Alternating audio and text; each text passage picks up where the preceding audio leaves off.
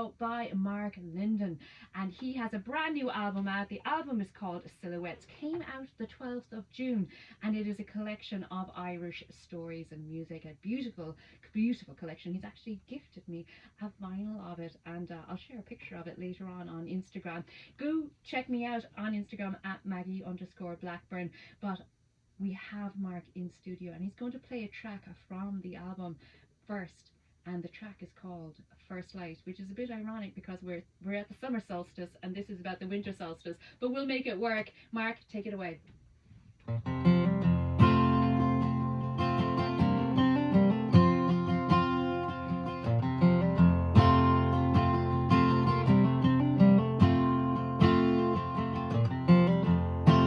I'm aware of a finality,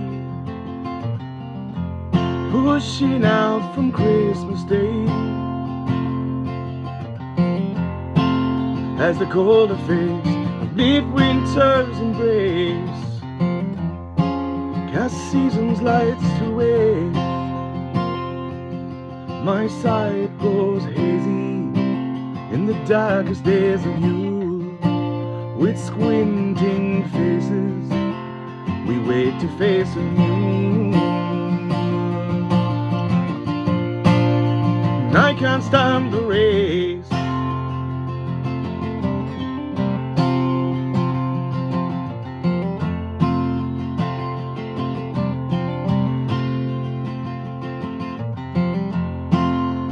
so reborn we venture out, swaddles loosely round us drapes. In the afterbirth we turn back to the earth, and I search for sense of place, and the light grows daily, turning from black to blue.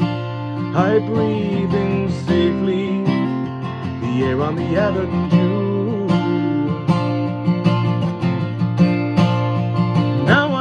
To face the prospect of the race. Soon enough I'm back to acting man about the place.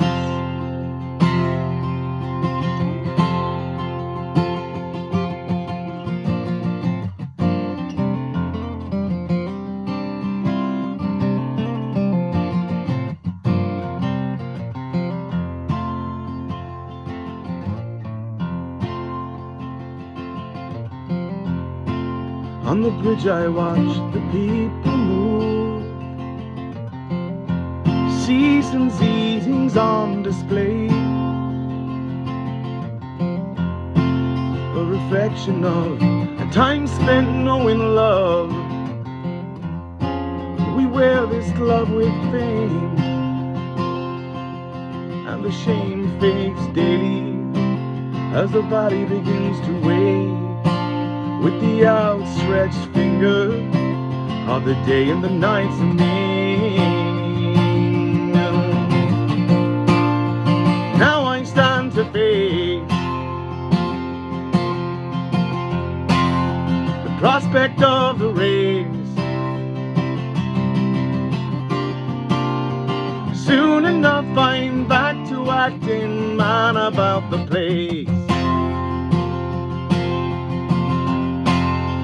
Pictures that she paints, colors change depending on that figure of a name. Since the dawning of time, man, whom winter has pined for, the light that we lose, and soon it will be June. Gorgeous. Thank you.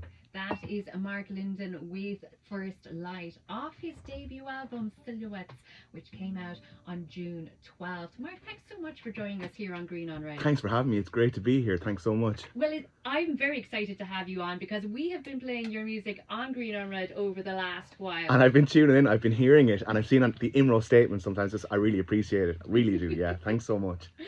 For people who haven't heard of you before, and there can't be that many because I get text messages in about you all the time. I probably know most of them too, I'd say. But I promise it's not me personally. I wouldn't stoop that low.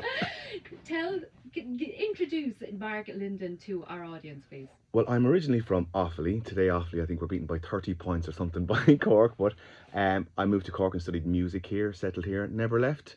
I actually came down the week after my leaving cert and started working in Kay O'Connell's Fish. So I now live in Ballyhooly. And this album came about because I was walking my dog in the area in the Nagle Mountains and the Blackwater Valley, and I started collecting folk stories from kind of the elder and wiser people in the village, just to preserve them, like, you know. Yeah. And then I decided to turn them into a few different songs and came together as an album called Silhouettes. So there's 9 tracks on the album and based on various folk stories. That first one isn't about a folk story. That one is about walking the dog in the woods in the middle of winter, but the right side of the middle of winter, and the impact that kind of mild increase in light has on, I suppose, your general sense of well-being, like, you know. Absolutely. So, yeah. And I think that's fitting, you know, on the longest day of the year, you know, if we're talking about light and our mental health and the cycles of Earth and all of that, I think it's quite fitting, you know. That's the first kind of glimpse of optimism, we'll say. Yeah. And now we're just like fully taking it in. We're at the bloom, peak. in full bloom, yeah. That's almost, it. yeah. That's yeah. Walking my own dog over the last few days in the sunshine. Way too hot to be walking dogs Today in particular, yeah, 100%, yeah. Especially if you're on footpaths and things like that, it can be shocking for them. But sure, look, yeah. Buckley's Folly is a track that we've been playing from you as well here on Green on Red. Tell us a little bit about some of the other songs that maybe stand out on Silhouettes to you. Well, so the Brothers Graham, the last track on the album, is another release. Not the last track, it's track 7, sorry, on the album. Another release as well, based on a folk story of a guy called Amadon Peter, who jumped into the Blackwater River during the time of the penal laws to save the life of the local parish priest from the Graham brothers, who were going to collect a bounty, which was on his head at the time. That one, Buckley's Folly, is about a guy called Owen Buckley, who he built a cairn in honour of himself before he went to World War I in Castleblaugh, in case he might die, that people might remember him. But he didn't die, he came back, and then he continued to build the cairn because he was a bit of an outcast returning to Ireland. And that a lot of the stories come from that period, around the time of the foundation of the state, and, you know, attitudes changed and there was a lot of upheaval. You had the burning of Convermore House. There's a track there called Burning Convermore too, which is about that, an IRA reprisal burning. So it's all kind of steeped in history of the area. There's a song on there, Nocturne, which is dedicated to my small one. And most of it then is based on folk stories, not really personal stuff. First Light and Nocturne, I suppose, are more personal. More recently now, as I hit a certain age, I'm starting to become more retrospective and introspective, and things have become mullety and give up your full-time jobby and start playing music-y, midlife crisis-y, I think you might say. So more recently, my writing is much more introspective, but yeah, this album is, in a lot of ways, a concept album, I would say, based on folk stories from the area. So yeah, that's so we're getting a hint of what's to come from Mark Lyndon. Yeah. What was there before as well. In some ways, I kind of feel like this was an exercise in, I suppose, reopening myself. You know, when I was in bands in Cork years ago, one Calypso Train with Davy Ryan, actually, you probably would come across a good bit, and myself are good friends, and we were in bands years ago. Marlene Enright was in it too, actually, at the time. So, like my songwriting, I suppose, kind of died back a small bit. I went more into instrumental stuff, which we were actually discussing earlier on. I do a bit of film scoring, things like that. So what I'm saying is that this was a nice way for me to softly reintroduce myself to, I suppose, writing lyrics again, and like, by not putting myself front and center, it was easier because I had something to hide behind. But it has all seeped back through again there now, all the self-doubt and all those recurring themes that are in songwriting, they're all there again to the fore these days. But good, happy with it. Escape it, you can try. No, it's always there. You wake up to yourself every day, like you. So yeah. And speaking of, we have a very layered and wide kind of spectrum of music and music writing here. We have, like, looking at the past here with this debut album Silhouettes, but you have made a long journey today to come join us here on Green on Red. Tell us a little bit about that. But today in particular, yeah, I only live half an hour up the road, but I was in Belfast last night, so I got the train from Mallow to Belfast yesterday morning.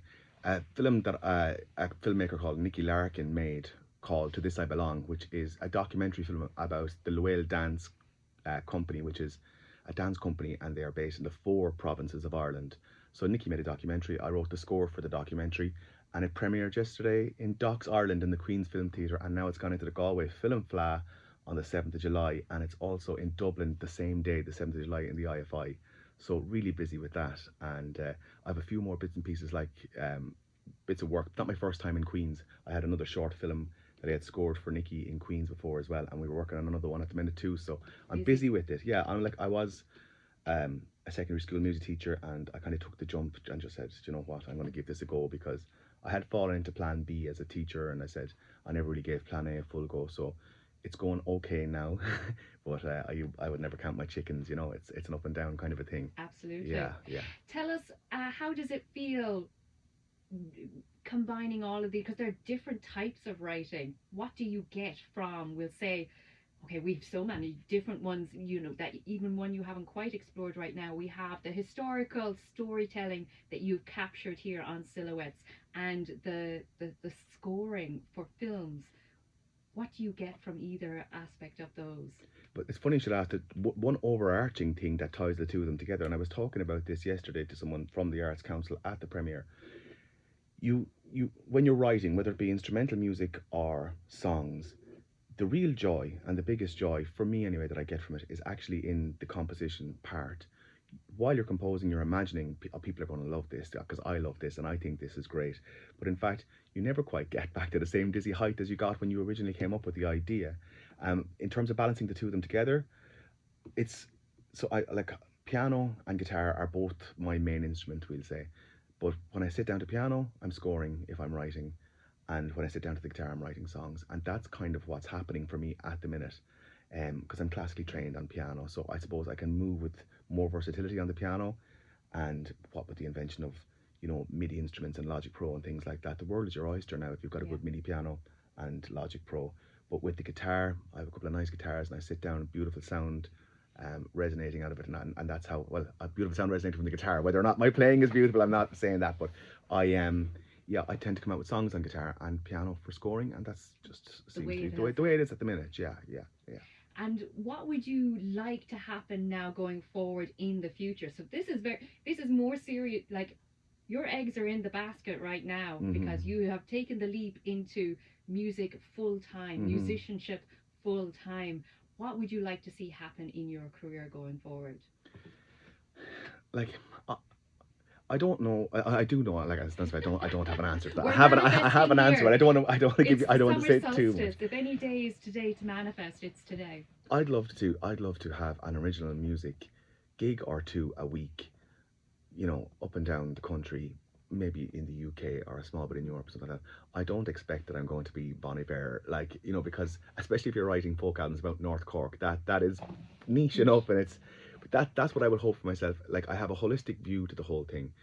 If it's starting to take up too much of my time, I put away that business side of it. I can never put away the playing and composing side of it, but the thinking about it, that side of it, I'll put that away. So I want to keep the balance that I have. I want to walk my dogs and not be stressing about music. That's why I got out of the full-time rat race job, was because that stress was there.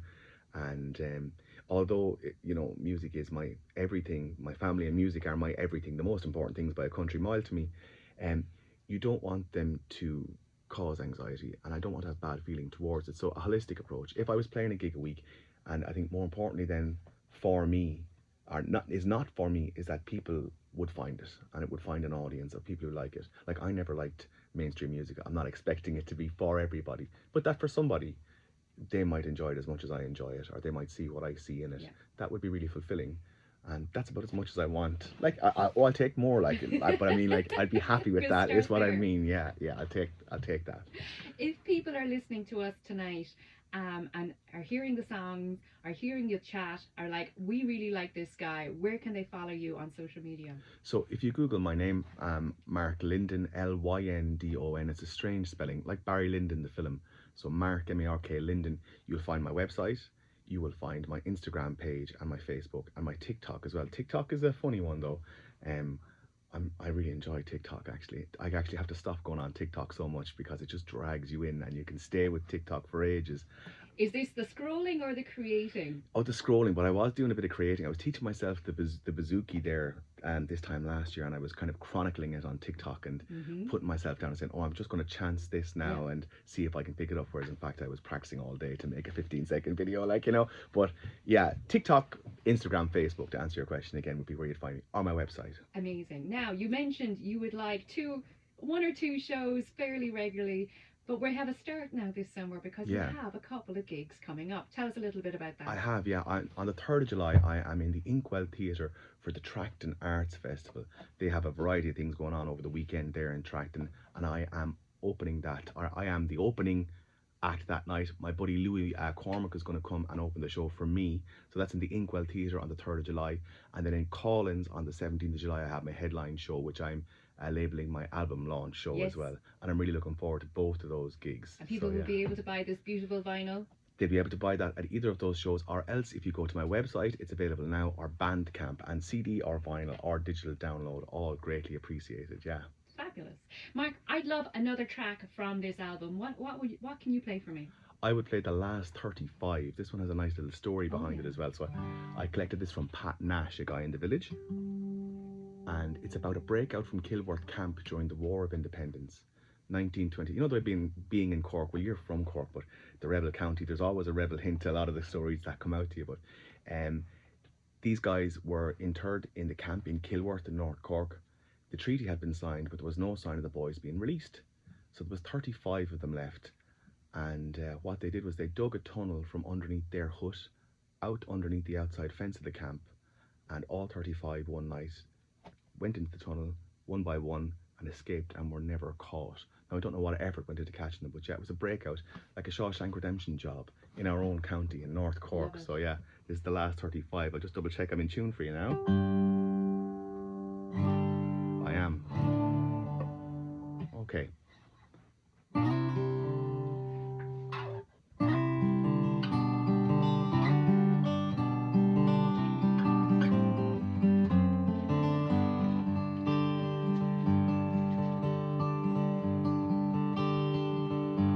Stayed occupied, arrested for servitude. We slept in huts stacked up on the slope where that heather grew. Waiting in line, we queued for eternity, with neither trial nor charge sheet to justify custody. And the damp breeze from the galleries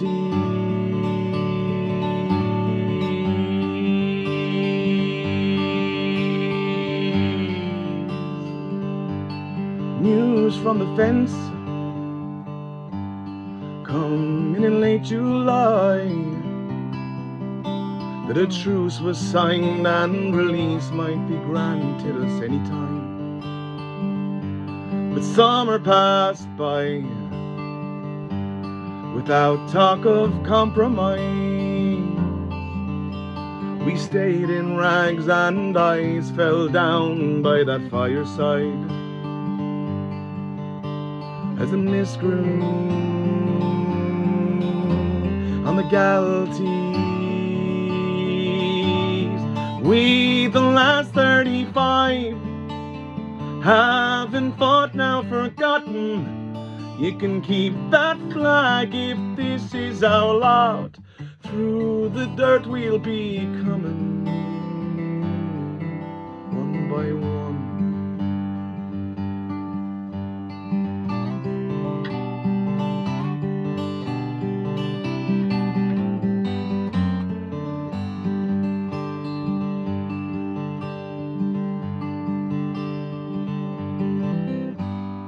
Whispers at night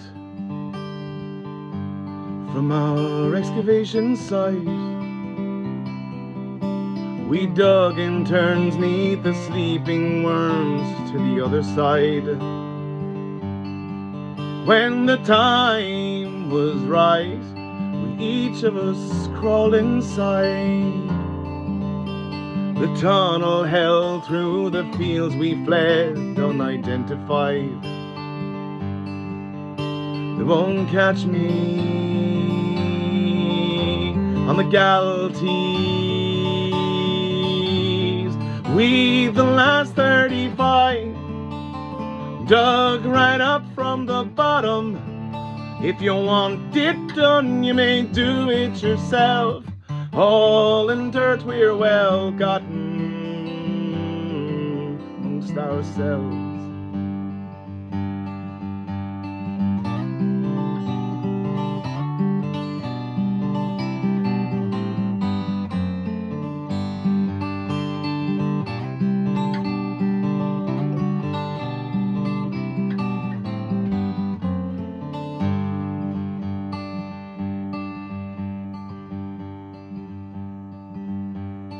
There ends our plight,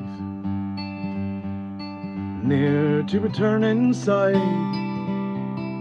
and our own battalion marched on Kilworth to take that site. But I watched them from the Galties.